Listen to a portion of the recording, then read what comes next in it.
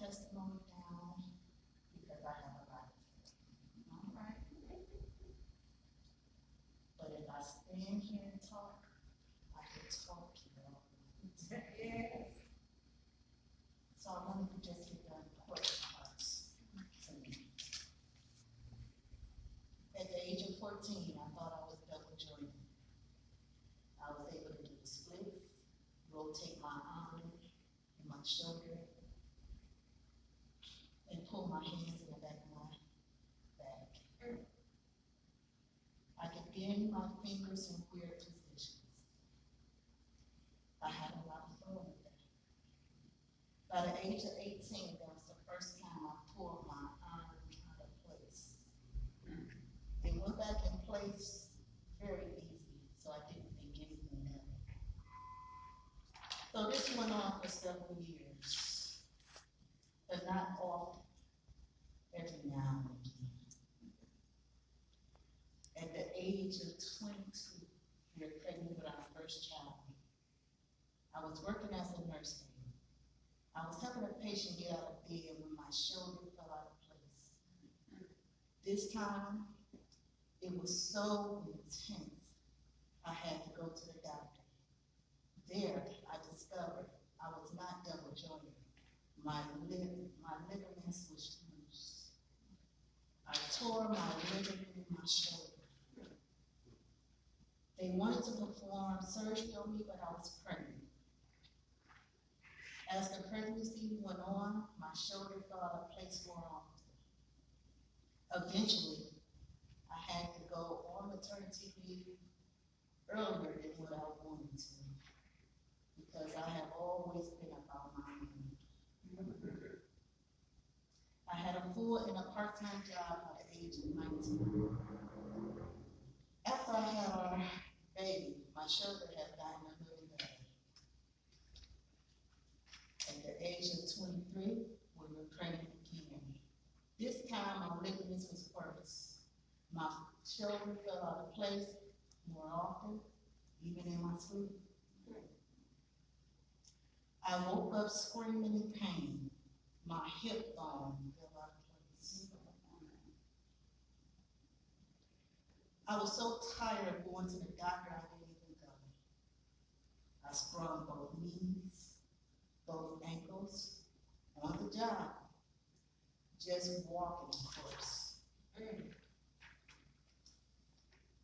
And I had to go to the doctor each and every time with no explanation. Eventually, I had to stop working. It was not so bad though, because I was able to stay at home with my still young baby while I was pregnant. After having my second child, I went back to work when she was about 8 weeks. Shortly after returning to work, I was given a bed bath, and all of a sudden, it felt like I was shot in my back.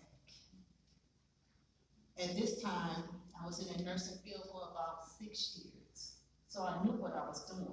I did nothing wrong. The pain was so bad, I screamed and the nurses came running. By the time they got there, I was on the floor, experiencing some unbelievable pain. It was beyond routine. My husband was called to come get me. They explained to us, my God, that I had to go to their doctors because if I needed workman's comp, I had to go to their doctors. Well, we waited about 5 hours to be seen. My pain was so bad, they let us sit in the back where there was a love seat to make me more comfortable, but I could not get no relief. I'm not a big crier, but I cried that day. The floor gave me some relief, so I just tried meditating and being mindful of my breathing. The doctor finally came in the room. He asked me to get undressed, put on a gown, and lay on my stomach. My husband was in the waiting room waiting for me. So when the doctor entered the waiting room, into the room, he screamed, "Oh my God," jumped on the table and started doing chest compressions on my back, trying to relieve that muscle. He said he never saw anything like that. After he was done, he told me he had a medical treatment for me. He asked me if I had any children and do I have a babysitter. I told him yes, my husband. He asked me, was my husband here, and asked him to come into the room and asked him the same question. He told the doctor, yes, I'll be there with the kids. He explained to the doctor that someone needs to take care of the children outside the home because he needs to take care of me.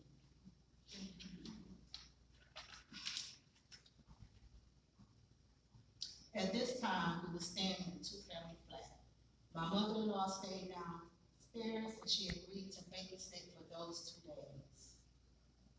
So he gave me a creamy pain reliever, a muscle relaxer, and the third one I can't remember, all on my back, along with a device that sent electrical signals to the area it was placed on my body.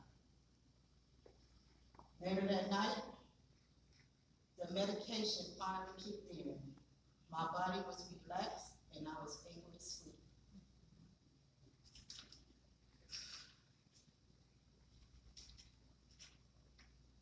In the middle of the night, I felt and saw my body rise to the ceiling. I was looking at my body lying on the bed. I was so scared. All of a sudden, I was paralyzed, flipped over on my back, and I started floating. Able to move my head, I saw my husband on the couch watching TV. So I started screaming for him, but he could not hear me. Before I knew it, I was floating out the window, feet first.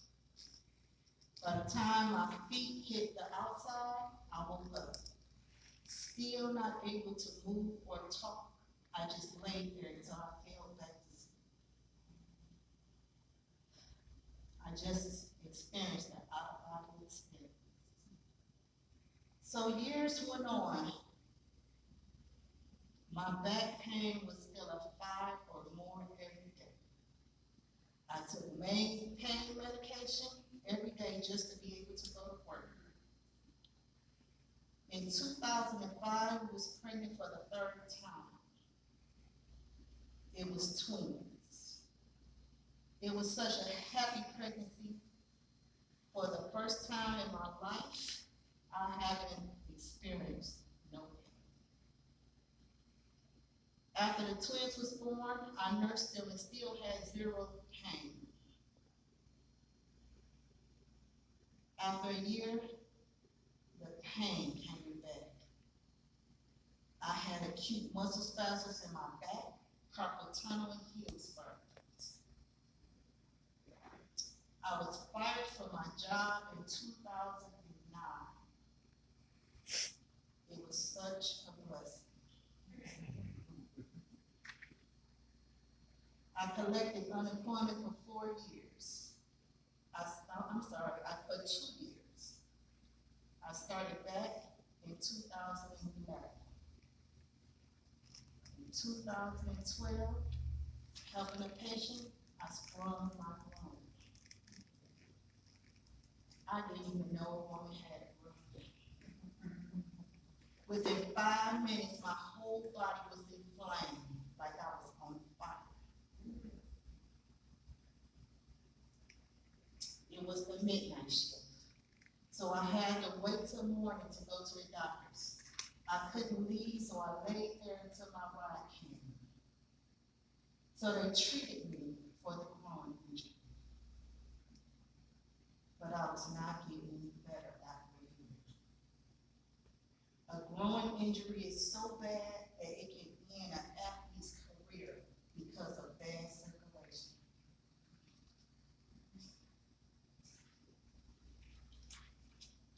The therapist who have been treating me for over a year now was getting frustrated. One day I came in and he told the others not to touch me. He'll take care of me. He sent me to a specialist because he saw that I wasn't getting no better, but I was putting in the work. So he sent me to this specialist who tested my abilities, like how I stand, how I sit up, how I able to lift, and how much can I carry, how I lay down and get up. So he went through these steps with me. During this process, he heard my bones crack. He ordered me a bone density test. Before I could have the test, I fractured my elbow in my sleep. A few days later, I took my doctor's excuse for the job and they fired me. Now they knew that it wasn't on them. I have no insurance, so I applied for state insurance. It was there when I got my bone density test and was diagnosed with osteopenia. Osteopenia is the early stages of osteoporosis. Women over 50 usually get this, like menopause.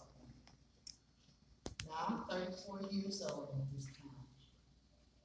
The doctor told me that usually young women who get this condition are skinny white women. I was malnourished.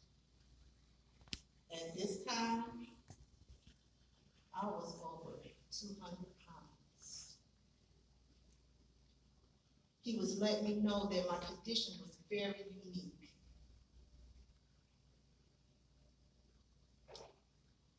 It affects your activity of daily living, like bathing, eating, shopping, toileting, meal preparation, cooking, walking, just to name a few. Memory changes, dementia. Dementia at the age of 30. Dementia can progress to Alzheimer's death.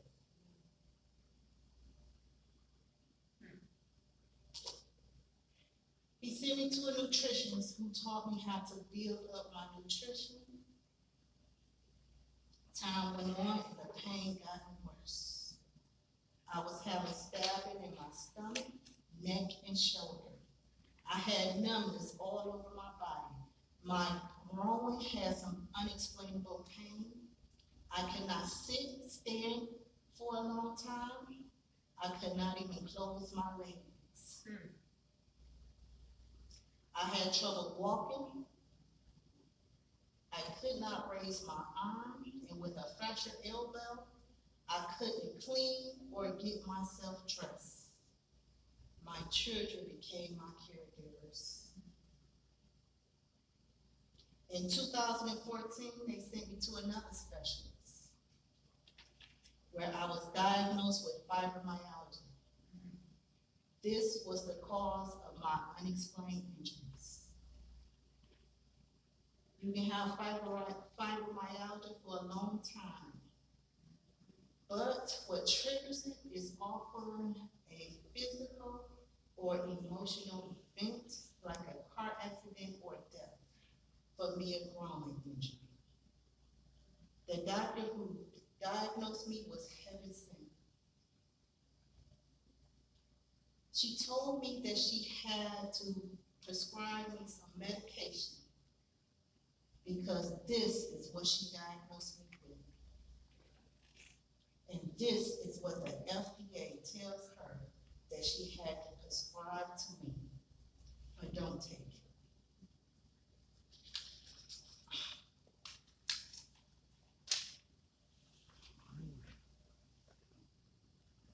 I want you to look let this fibromyalgia diet and follow? No, I didn't. I took the medicine. I was so hard-headed. At this time, I lived my life in a bed for about 3 years, give or take. I rubbed my head bald like a baby. My children were such a blessing to me at such a young age. They were my caregivers. My husband worked. Not only did they take care of me, they took care of the house.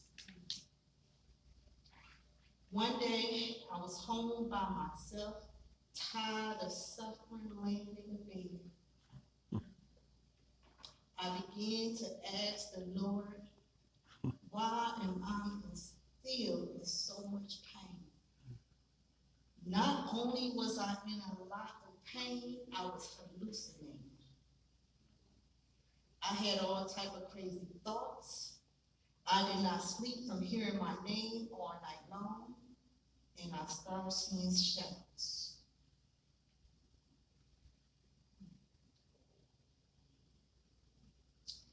I clearly heard the Lord say, you don't know who you are. You don't know whose you are. Well, all right. What did that doctor tell you? And I began to cry. You see, he already sent me an angel, but I didn't listen.